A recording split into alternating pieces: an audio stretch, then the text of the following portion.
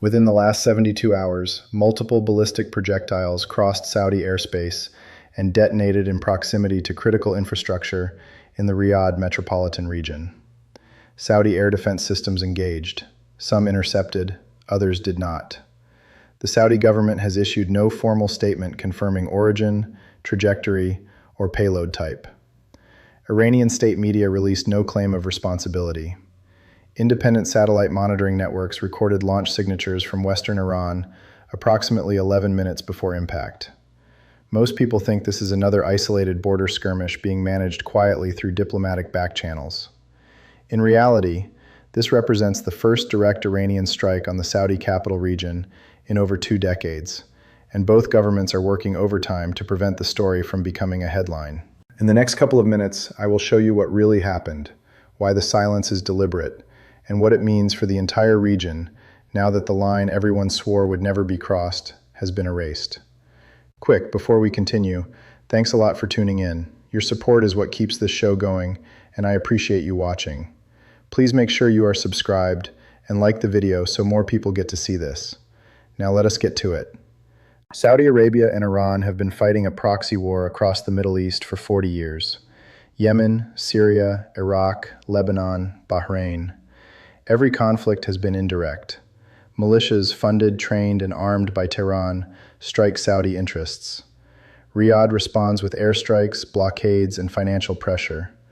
The unwritten rule has always been this: you do not strike the homeland. You do not fire directly into Tehran. You do not fire directly into Riyadh.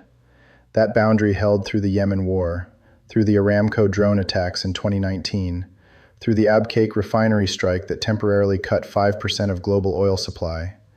Even then, the attacks targeted energy infrastructure in the eastern province, not the capital. Riyadh is different. Riyadh is where the royal family lives. Riyadh is where the ministries operate. Riyadh is the symbolic and operational center of the kingdom. Striking Riyadh is not a tactical move. It is a message. And that message was delivered 72 hours ago, without a single major outlet running the story as a lead. Here is what we know from multiple independent sources cross-referenced against satellite telemetry and social media blackout patterns. Between 0340 and 0347 local time, at least 4 medium-range ballistic missiles were launched from a site near Hamadan in western Iran. Flight time was estimated at 11 minutes. The trajectories followed a southwestern arc across Iraqi airspace, entering Saudi territory north of Arar and continuing toward the capital region. Saudi Patriot batteries stationed around King Khalid International Airport and the diplomatic quarter engaged the inbound targets. 2 missiles were intercepted at altitude. Debris from the interceptions fell across multiple districts in northern Riyadh. 1 projectile struck an open area near the Riyadh airbase. The 4th missile hit a logistics compound adjacent to a major highway interchange south of the city center. Initial reports from local residents described a massive explosion, secondary fires, and emergency response convoys flooding the area. Within 2 hours, Saudi authorities sealed off a 12-kilometer radius around the impact site. No media access was permitted. Satellite imagery providers, including Google and Maxar, blurred or delayed updates to that specific grid. Social media posts from the area were scrubbed within hours. The Saudi Ministry of Interior released a single-line statement acknowledging an unspecified security incident under investigation. No casualties were confirmed. No details were provided. Iranian officials made no public comment. The Supreme Leader's office issued no statement. State television in Tehran ran no coverage. This is not how countries behave when a strike misses or fails. This is how they behave when a strike succeeds and both sides need time to calculate the cost of admitting it. The missiles used were likely Fateh 110 variants, or upgraded Zulfiqar systems. Both are solid-fuel, single-stage ballistic missiles, with a range of 300 to 700 kilometers, depending on configuration. The Fateh 110 carries a warhead of between 450 and 650 kilograms. It is not a precision weapon by Western standards, but at that range and with updated guidance packages developed with North Korean and Russian technical assistance, it is accurate enough to hit a fixed military or infrastructure target within a 50-meter radius. The Zulfiqar, newer and slightly longer range, uses an advanced maneuvering re-entry vehicle designed specifically to complicate interception by terminal phase missile defense systems like the Patriot PAC-3. If Saudi Patriot batteries only managed a 50% intercept rate, that tells you two things. 1. The missiles were equipped with countermeasures or penetration aids. 2. The Saudis either did not have enough interceptors in position, or the engagement happened too late in the flight profile for a clean kill. Patriot systems are effective, but they are not perfect. They require precise radar tracking, rapid calculation, and split-second launch windows. Miss that window, and the missile gets through. In this case, at least 2 did. And one of those that got through hit something significant enough to require a media blackout and a military cordon lasting more than 48 hours. Iran has never fired ballistic missiles directly at Riyadh before, but it has tested the boundaries repeatedly. In 2017, Houthi forces in Yemen, supplied and trained by Iran, launched modified Scud missiles toward Riyadh. Those were intercepted. In 2019, Iranian-made drones struck the Aramco facilities at Abqaiq and Khurais. The United States blamed Iran directly. Iran denied involvement. The Houthis claimed credit. Everyone understood the real chain of command. The difference this time is origin. This did not come from Yemen. This did not come from a proxy. This came from Iranian soil. That changes the legal framework. That changes the escalation ladder. Under international law and under the mutual defense agreement Saudi Arabia holds with the United States, a direct state-to-state missile strike is an act of war. It triggers Article 51 of the UN Charter. It opens the door to collective self-defense responses. It puts American forces stationed in Saudi Arabia on alert. And it forces Washington to choose between honoring treaty commitments or staying out of a regional war it has spent 3 years trying to avoid. That choice has not been made yet, but the clock is running. Now here's the part that should concern you. The logistics compound that was hit sits less than 4 kilometers from a densely populated residential district. Thousands of families live in that area. Schools, mosques, markets. If that missile had deviated even slightly off course, or if the warhead had fragmented differently on impact, the casualty count would not have been 0.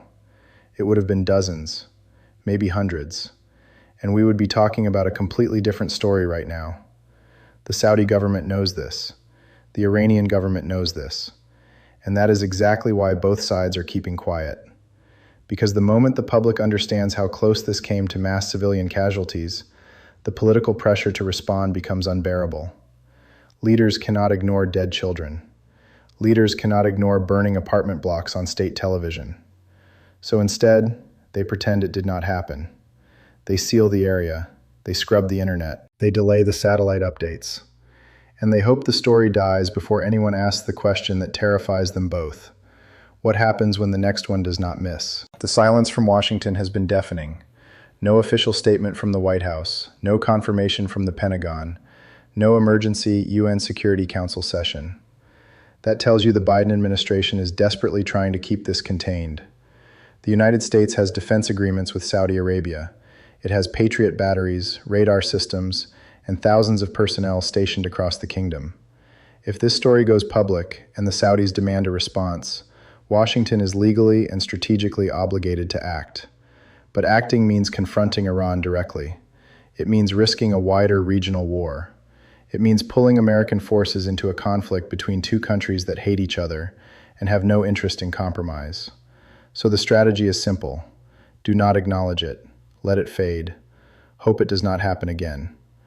That strategy works until it does not, until the next strike, until the casualties, until the video footage that cannot be scrubbed. And here's the contradiction nobody wants to address. If Iran can fire ballistic missiles into Riyadh with minimal consequences, what stops them from doing it again? What stops them from escalating further? What stops them from targeting Dubai, Abu Dhabi, or Doha the next time they need to send a message? The answer is nothing. Because the deterrence framework that kept this war indirect for 4 decades has just collapsed. And neither side has a plan for what comes next. You need to understand what just changed. This is not about one strike. This is about the boundary that no longer exists. For 40 years, the Saudi-Iranian rivalry stayed within lanes. Proxies fought, oil facilities burned, militias clashed in third countries, but the capitals were off limits. That agreement, unspoken but absolute, kept the war manageable. It kept the escalation under control. It kept the global oil supply stable. That agreement is gone now. Iran proved it can reach Riyadh. Saudi Arabia proved its defenses are not impenetrable. And both governments proved they would rather hide the truth than deal with the consequences. What happens next depends entirely on whether the world notices before the next missile launches. If this stays buried, the cycle repeats. If it breaks into the open, the pressure to respond becomes impossible to resist. Either way, the rules just changed, and nobody is ready for what that means. Thanks a lot for watching. I really appreciate your support. Join the discussion in the comments below. Let me know your thoughts. Do you think the silence from both governments proves they are afraid of what happens if this escalates? Or do you believe this was a one-time warning shot that will be quietly resolved through back channels? Let me know. Please subscribe and like the video if you want to stay updated. And click the video on the screen to see another. I will see you soon. That is not deterrence holding. That is deterrence breaking in real time. And silence does not stop the next launch. It just delays the reckoning.